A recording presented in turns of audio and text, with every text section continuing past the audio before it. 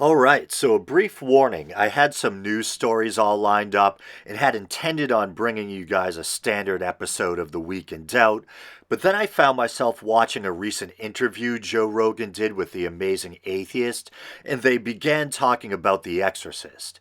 As you longtime listeners, or viewers if you're watching this on YouTube, probably know, I'm a fan, and I'll put fan in quotes, of The Exorcist. The reason I put the word fan in quotes is because I saw the movie as a little kid and it scarred me for life.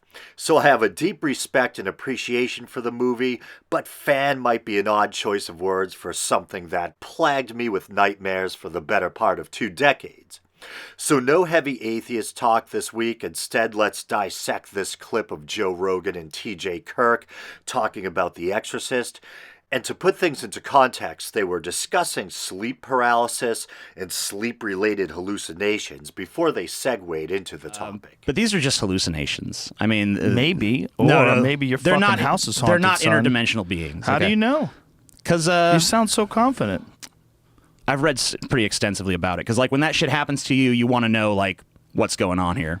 I'm recording this after a night of drinking, and my voice is cracking like Peter Brady. So here we go, take 3.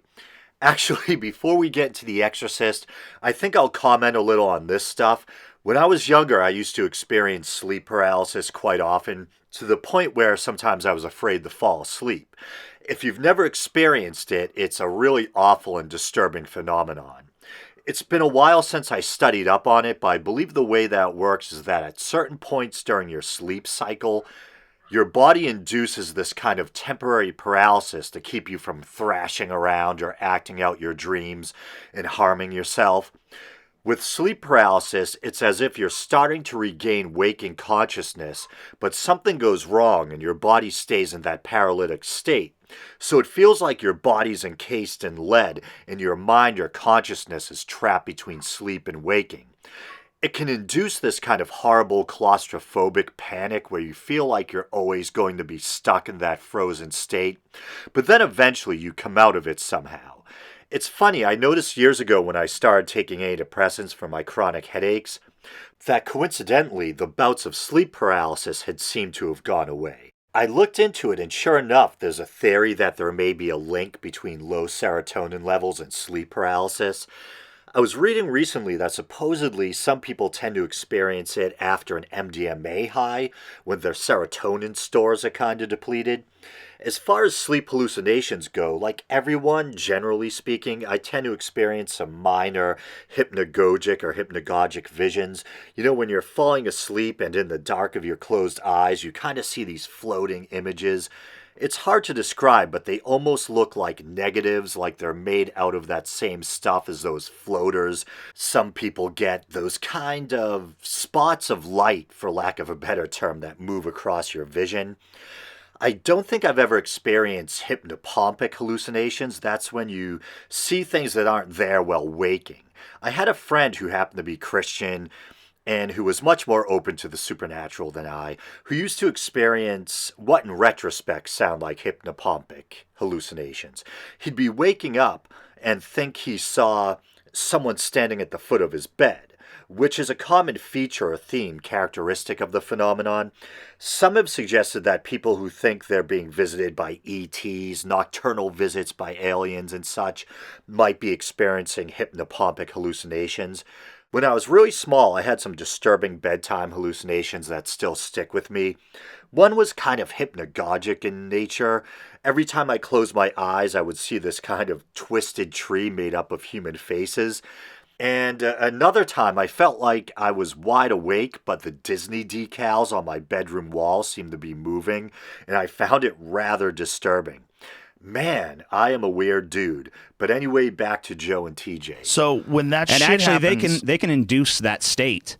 and Like they can put you into sleep paralysis, and you'll feel the presence, and you'll experience seeing things and all that Right. stuff. They can put you in that mindset. it's a matter of electrically stimulating certain areas of the Yeah. scalp, right? Yeah. Which is really fascinating, isn't it? That they can actually target areas of the scalp and induce certain feelings and certain thoughts. Yeah, we It's very kind bizarre. of delved into this last time we talked. Yeah, yeah. Consciousness and the afterlife and wonder- things of that nature. I wonder though, like what would cause you to recall like an image from a really fucking cool movie like that and have it be like what weird combinations of things would cause. You know, like when I was something reading, causes a hallucination to take a certain Yeah. form. Like, what is it? Is it your insecurities and fears? Is your nightmarish vision? Probably of that? that's the same thing that leads you to have certain visions and dreams and things. I mean, Right. like it's part of your memory and psychology just and manifesting imagination itself. as well. Yeah. Yeah. Like there was a guy I was reading about his experiences, and he would see the guy from the front of the Exorcist poster standing in his room. He'd see that silhouette holding the Was that Joe's rendition of Tubular Bells? But what TJ's describing actually does sound pretty creepy. He's describing that iconic image of Max von Sydow as Father Lancaster Merrin when he first arrives at the house of the possessed girl and looks up at the window of her bedroom like he's bracing himself for what's to come. He basically appears as a silhouette in the kind of eerie preternatural glow of a streetlight. The image was used on posters and on the cover of VHS and DVD versions of the movie. As I mentioned at the top of the show, I used to have a lot of Exorcist-related nightmares, and they didn't cease till I was probably in my late 20s. So ironically, although a skeptic and an atheist or agnostic atheist, I was still plagued by these bad dreams inspired by this horror movie that dealt with the supernatural. I remember I had this one particular dream where I had finally had enough. It may actually have been a lucid dream to some degree. There was possessed Linda Blair on her bed in that dark, creepy room, and I was like, I'm not going to be scared by this thing anymore. And man, is this messed up. But in an attempt to conquer my fear, I went in close to it, the possessed girl, and tried to kiss it, and it bit my tongue. Yeah, once again, I know, weird dude. the briefcase and shit, and looking up at the building. Dude, when I was a kid, that movie was fucking terrifying. Like, if you could watch it today and never fully impact what it did to people like me. What year is that? Like, I want to say it was like 76. Does that make sense? I believe The Exorcist came out in 73. I didn't see it till years later when it came to television. Which means I was like 9 years old. Find out what year The Exorcist was. What year was that? I remember seeing the 25th anniversary. 73 is when it came out. 73. So Yeah. I was younger than that. Who the fuck let me watch that? That's ridiculous, Mom. Mom, how dare you? It's funny how many people in my age group, and maybe a little older, I'm younger than Joe Rogan, so Gen Xers, etc., have been affected by that movie. I think Trent Reznor also used to talk about how The Exorcist scared the crap out of him as a kid. I watched it as a little kid with my family, my father staring down at me with a shit-eating grin, delighting in how scared shitless I was.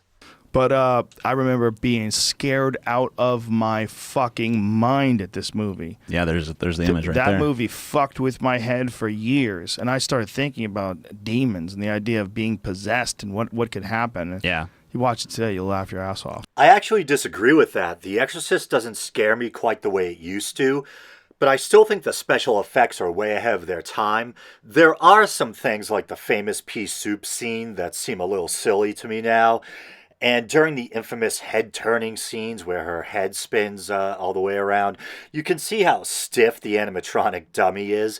But I still think it holds up all in all. And the older I get, the more I appreciate the acting, writing, and William Friedkin's directing, etc. But I can see how if you're a younger person who's maybe grown up watching all these newer horror movies with intense CGI gore, etc., and then you go and watch The Exorcist, how it might fall flat or not have the same dramatic impact as it did on people like myself or Joe Rogan, who were really young at the time, and it may have been the first or one of the first horror movies we'd ever seen. And maybe having a Catholic upbringing with all the superstitious ooga booga about demons, etc., may play a part too. But I think a big part of it was just the startling audio and visual effects. Now that I think about it, generally speaking, the fear of being invaded by malevolent spirits or entities probably goes all the way back into the myths of prehistory. The idea of demonic possession goes back at least as far as ancient Mesopotamia, where people believed in these kind of sickness demons. And you can find the idea in shamanic cultures too. So there's something about the idea that really touches a nerve with us. Makes sense in a way, though. I think it has to do with this deep-rooted psychological fear of losing control of ourselves to the quote-unquote other, to some outside force. But anyway, back to these guys. Oh yeah, I was You watched it today, you're like, I was "Bitch." watching that movie at my uncle's house, and my mom came in the room, and she's like really easily frightened and stuff, and she just thought it was hilarious. I think I remember watching a documentary about the Zodiac Killer. Yeah, cherry subject matter. And he described watching The Exorcist in the theater and how it was one of the funniest things he had ever seen. Let's see. Yeah, I guess the letter is actually referred to as the Exorcist letter. And it dates to January of 1974. And he refers to The Exorcist as the best satirical comedy that I have ever seen. And he said the same thing about another movie, I guess some months later. The Mysterious Mind of a Psychopath. Hey, TJ, your mom and the Zodiac Killer have something in common. Kidding. The Exorcist is hilarious. I mean, it's funny by today's standard, but like if you go watch it in the context of like watch horror movies that came around the same time and before it, and it's like, okay, you can kind of see why this blew people's minds at the time. Well, when it happened, when that movie came out, there had never been anything like on that level where a little cute little girl becomes a demon and starts ramming a cross into her pussy. Yeah. Just fuck me, father, slamming. Was she saying fuck me, Jesus? What did she say? I think she was just saying fuck me. I don't remember what I think she was just like, fuck me, fuck me. Oh. That's actually not a bad impersonation or impression by TJ there. Oh, Jesus Christ. I like And when then she's like, your mother sucks sucks cocks in hell. Yeah. It was a beautiful moment in cinematic history. I believe in the edited for TV version, Friedkin himself spoke the demon's line, which was rewritten to your mother still rots in hell, I think it was. I should go back and watch that version again. I'm curious how well Friedkin was able to imitate Mercedes McCambridge's distinctive voice. Didn't people used to say jokingly something like, your mother sniffs socks that smell, or your mother sniffs jocks that smell, or your mother knits socks in hell would be interesting too. As shocking as a movie can be, there is a certain inappropriate humor to that over-the-top dialogue. Couldn't believe that was actually in a movie, that they said that in a movie. Yeah, I mean, like, they would have trouble getting away with that fucking now. Yeah. Just given the age of the actress. Oh, they wouldn't be allowed to. It would be illegal now. It would be illegal. Like I mean, that movie, I don't know. It didn't like show anything, but yeah, it would probably be controversial even if it was made. Just making that little kid act like that. Yeah. Like, look at those pictures of her. Actually, I believe some of the more intense scenes featured an adult stand-in named Eileen Dietz. I think that was the actress's name. And I think according to some accounts, Linda Blair may have just mouthed or spoken words that were similar to the curse words. The actual lines were dubbed in later using recordings of Mercedes McCambridge's voice acting. But I could be wrong. I think Linda Blair did film the crucifix scene herself, but she was actually stabbing a box or something that was between her legs. No, not that kind of box. And was supposedly unaware of the implication that masturbation was taking place. Like when she was screaming and yelling. First of all, that little kid was fucking terrifyingly good. Yeah, I don't want to take away from Linda Blair because I really like her and I think she was iconic in that role. But ironically, I think what really made her performance so disturbing and powerful, at least in those full-blown possession scenes, was the voice work of Mercedes McCambridge and the makeup effects of Dick Smith. I believe it was Dick Smith. Dick Smith sounds kind of porny. Well, I think that was a big part of it, at least. Credit where credit is due. I do think that she did a good job, and I think Friedkin made a wise choice in casting her. There's something about the juxtaposition of that cherubic face with McCambridge's voice. Oh yeah, and you know she was. They didn't like have much care for her well-being or anything either, because like, you know, that scene where she's spasming and flopping up and down, they were doing that with wires, and that fucked her back up for life. Yeah, Linda Blair and Ellen Burstyn both injured their backs on the set of that film. As TJ was saying, Linda Blair got hurt during the filming of the scene where she's flopping around on the bed. She had this kind of harness or corset that was supposed to keep her secure, while members of the crew on the other side of the wall shook the bed around. But the harness, or whatever it was, came loose and her torso was wrenched violently back and forth. I think she yelled out in pain and they actually left it in the movie. The director, William Friedkin, was pretty hardcore. Ellen Burstyn, I think, was injured during the bedroom scene where Reagan slaps her mother and all the furniture gets flung around, etc. I think she was attached to a wire or a cable or something, and Friedkin had his guys yank on it as hard as they could to simulate her being thrown back. Sounds like the actors went through hell, no pun intended. But in the end, the guy delivered a groundbreaking movie, but I guess that might be cold comfort if you're left having to deal with lifelong back injuries. Really? Yeah. Oh, It's like- man. Total disregard for her safety or well-being. That fucked her back up for life when she was a little kid making Yep. this movie? Yep.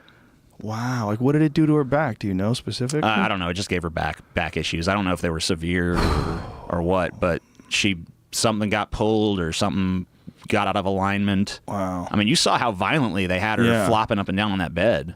Yeah, that's not good. So, the standards were different, I guess, at the time. But I think most people should realize don't permanently injure a child just to get an effect you want in a movie. Tell that to William Friedkin. Oh, yeah, and a final note, I don't know why I'm laughing, this is kind of sad. I just read that William Peter Blatty, the author of the book the movie was based on and a well-respected screenwriter, passed away back in January, I think it was. He was 89. As I said to a friend, hey, at least he left behind a rich legacy and he lived to a ripe old age. I don't believe in an afterlife, but if there is one, I hope you're not being defiled by Pazuzu. So on that note, I guess I'll call this episode a wrap. I also recently re-released the Week in Doubt St. Patrick's Day holiday special, entitled appropriately enough, A Brief History of St. Patrick. So look for that in the podcast feed or look it up here on YouTube. You know the drill, Facebook, Twitter, all that crap. If you want to support the show monetarily, you can go to patreon.com/theweekindoubt or use the PayPal widget at the bottom of the Podbean page. All right, brothers and sisters, until next time.